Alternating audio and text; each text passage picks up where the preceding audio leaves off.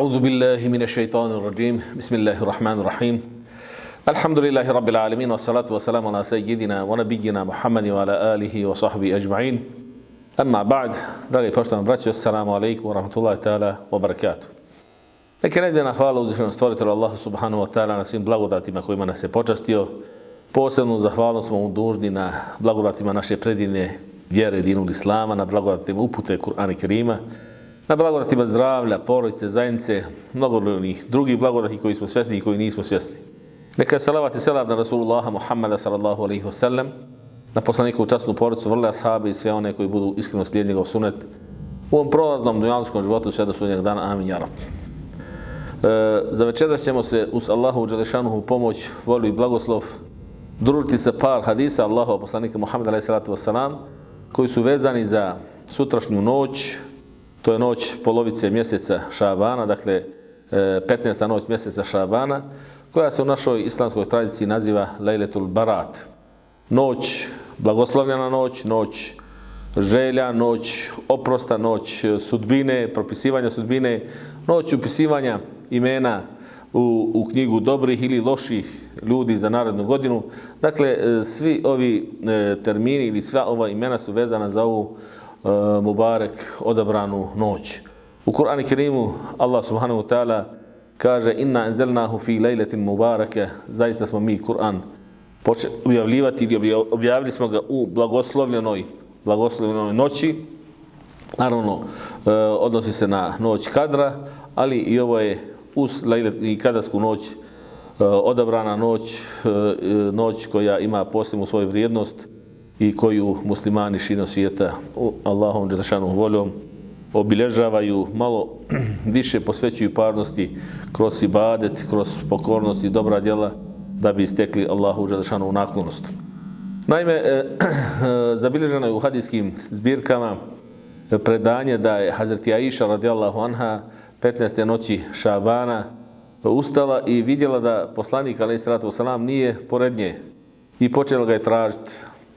Kada ga nije našla u kući, u džamiji, izašla je napolje i u blizini, kao što znate, poslanikove džamije se nalazi mezarje ili groblje Dženeti Bakije. Našla ga je pored groblja kako uprtog pogleda u nebesa uči dovu ili čini dovu Allahu subhanahu wa ta'ala za svoj umet i za oprost svoga umeta. I kada je primijetio da je naša majka Hazreti Aisha u blizini upitao je, znaš li ti Aisha koja je ovo noć? Ovo je noć polovice mjeseca Šabana ili 15. noć koja je blagoslovljena, noć u kojoj Allah subhanahu wa ta'ala silazi na dunjaluško nebo i toliko oprašta svojim robovima ili oprosti većem broju svojih robova nego što ima dlaka na stadima ovaca plemena Beni Kelp.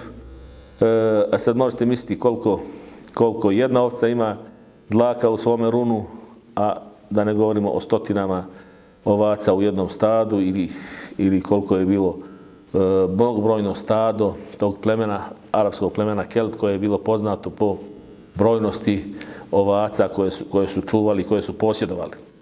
Dakle, Allah subhanahu wa ta'ala izdiva ogromnu milost u ovoj Mubarek noći i moramo i posvetiti pažnju, odnosno iskoristiti priliku da što više dobra u njoj postignemo i da zaslužimo Allahu dželešanu milost.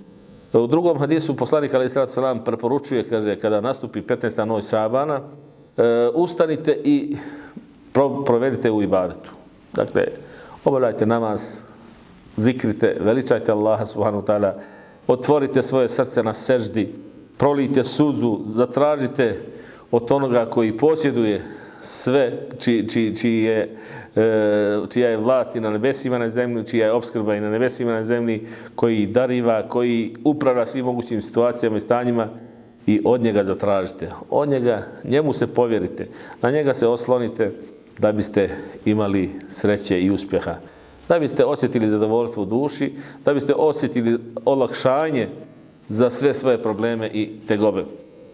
Zaista naša glavna briga i naš prevashodni cilj treba da bude postizanje Allahovog dželešanog zadovoljstva, da zadobijemo njegovu naklonost, njegovo zadovoljstvo i da što više dobrih djela upišemo u svoju knjigu djela, jer je dunjaluk prolazan, dunjaluk je varljiv, brzo prolazi, izmiču dan po dan od našeg života i samo oni koji su svjesni svoje uloge na ovome svijetu ne zaboravljaju na to, nego se posvete činjenju što više hajra i dobra da bi na sudnjem danu bili od one kategorije koje Allah subhanahu wa ta'ala na više mjesta u Kur'anu i Kerimu pominje, a u suri Al-Haqqa kaže stvoritelj Allah subhanahu wa ta'ala Bismillahirrahmanirrahim فَأَمَّا مَنْ أُوتِيَ كِتَابَهُ بِيَمِينِهِ فَيَقُولُ هَا أُمُقْرَأُوا كِتَابِيَ.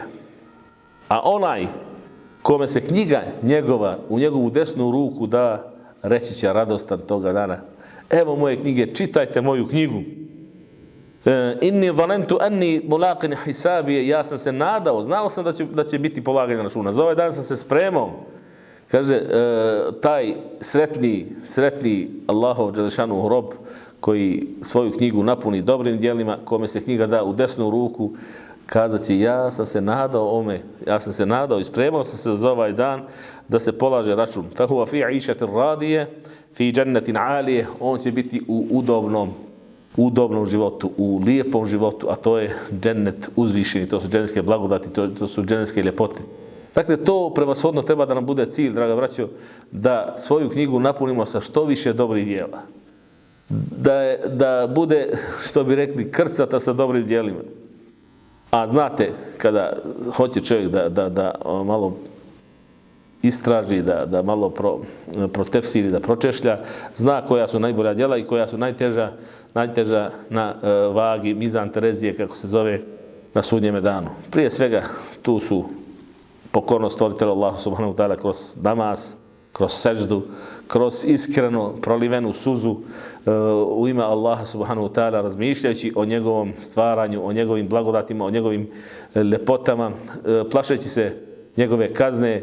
To su djela kojima nas on strogo duži, dakle farz, obaveze poput posta mjeseca Ramazan šerifa, poput učenja Kur'ana i Kerima, poput dugog stajanja na namazu, poput sežde, poput sadake, poput zekijata i naravno kruna pokornosti stvoritelju Allahu subhanahu wa ta'ala kroz obavljen hadž jednom u životu jeste ta kruna pokornosti stvoritelju Allahu subhanahu wa ta'ala.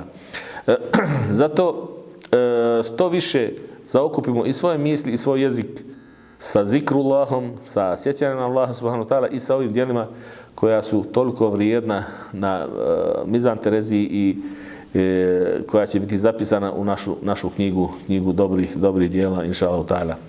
Poslanik alejhi salatu selam je preporučio ovu noć da probijemo u namazu, u ibadetu, a sutrašnji dan da postimo, da bismo pokupili što više dobrih djela u ovoj zadnjoj trećini mjeseca Šabana ili zadnjoj polovici ili drugoj polovici mjeseca Šabana, jer svega nekih 15-16 dana nas dijeli od Mubarek mjeseca Ramazana šerifa, koji je mjesec Allahove dželešanu milosti, koji je mjesec Kur'ana, koji je mjesec oprosta i spasa od džehennema, da bismo čiste duše dočekali ovaj mjesec i uživali u svim blagodatima koje on u sebi nosi.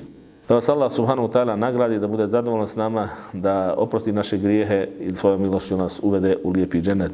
Wa akhiru da'wana inil hamdulillahi rabbil alamin. Assalamu alaikum wa rahmatullahi ta'ala wa barakatuh.